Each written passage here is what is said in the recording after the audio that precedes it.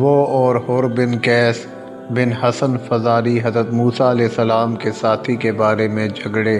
اس دوران میں ان کے پاس سے ابی بن کعب گزرے تو ابن عباس رضی اللہ تعالیٰ عنہ نے انہیں بلا لیا اور کہا کہ میں اور میرے یہ ساتھی حضرت موسیٰ علیہ السلام کے ساتھی کے بارے میں بحث کر رہے ہیں، جس سے ملنے کی حضرت موسیٰ علیہ السلام نے اللہ سے دعا کی تھی۔ کیا آپ نے رسول اللہ کو کچھ ان کا ذکر فرماتے ہوئے سنا ہے؟ حضرت ابی بن کعب نے کہا کہ ہاں، میں نے رسول اللہ کو ان کا حال بیان فرماتے ہوئے سنا ہے۔ آپ فرما رہے تھے کہ ایک بار حضرت موسیٰ علیہ السلام بنی اسرائیل کی ایک جماعت میں تھے کہ اتنے میں ایک شخص آیا اور کہنے لگا، کیا آپ جانتے ہیں کہ دنیا میں آپ سے بھی بڑھ کر کوئی عالم موجود ہے؟ حضرت موسیٰ علیہ السلام نے فرمایا کہ نہیں۔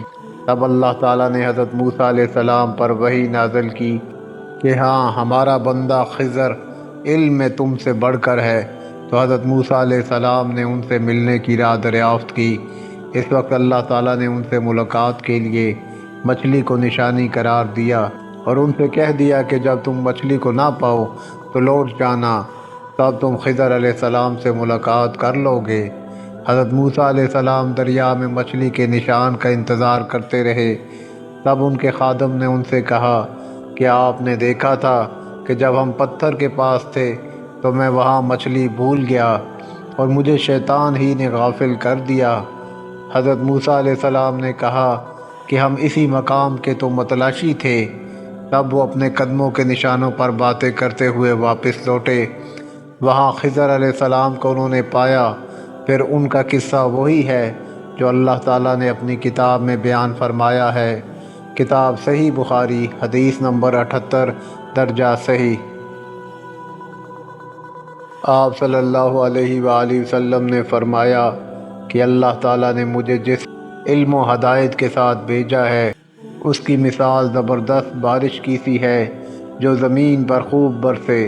بعض زمین جو صاف ہوتی ہے وہ پانی کو پی لیتی ہے اور بہت بہت سبزہ اور گھاس اگاتی ہے، اور بعض زمین جو سخت ہوتی ہے وہ پانی کو روک لیتی ہے۔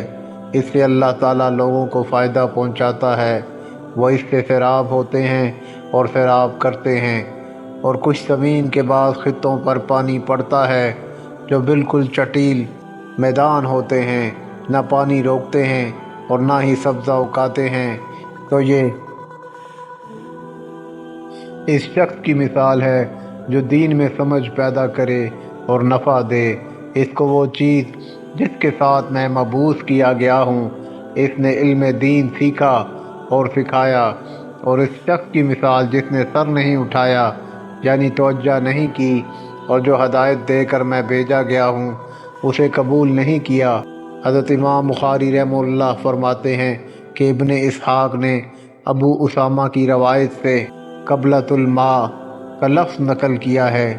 کا اس خط زمین کو کہتے ہیں جس پر پانی چڑھ جائے مگر ٹھہرے نہیں، اور صف اس زمین کو کہتے ہیں جو بالکل ہموار ہو۔ کتاب صحیح بخاری، حدیث نمبر 79، درجہ صحیح۔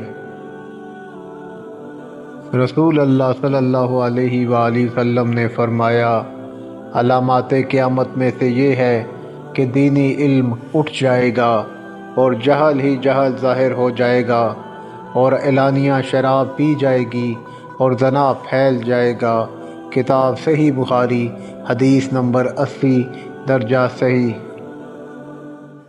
میں تم سے ایک ایسی حدیث بیان کرتا ہوں جو میرے بعد تم سے کوئی نہیں بیان کرے گا۔ میں نے رسول اللہ صلی اللہ علیہ وآلہ وسلم کو یہ فرماتے ہوئے سنا کہ علامات قیامت میں سے یہ ہے کہ علم دین کم ہو جائے گا، جہل ظاہر ہو جائے گا، زنا بکثرت ہوگا، عورتیں بڑھ جائیں گی اور مرد کم ہو جائیں گے، حتیٰ کہ 50 عورتوں کا نگران صرف ایک مرد رہ جائے گا۔ کتاب صحیح بخاری، حدیث نمبر 81، درجہ صحیح۔ میں نے رسول اللہ صلی اللہ علیہ وآلہ وسلم کو یہ فرماتے ہوئے سنا ہے کہ میں سو رہا تھا، اسی حالت میں مجھے دودھ کا ایک پیالہ دیا گیا، میں نے خوب اچھی طرح پی لیا، حتیٰ کہ میں نے دیکھا کہ تازگی میرے ناخنوں سے نکل رہی ہے۔ پھر میں نے اپنا بچا ہوا دودھ عمر بن خطاب کو دے دیا۔ صحابہ رضی اللہ تعالیٰ عنہ نے پوچھا، آپ نے اس کی کیا تعبیر لی؟ آپ صلی اللہ علیہ وآلہ وسلم نے فرمایا، علم۔ کتاب صحیح بخاری، حدیث نمبر 82، درجہ صحیح۔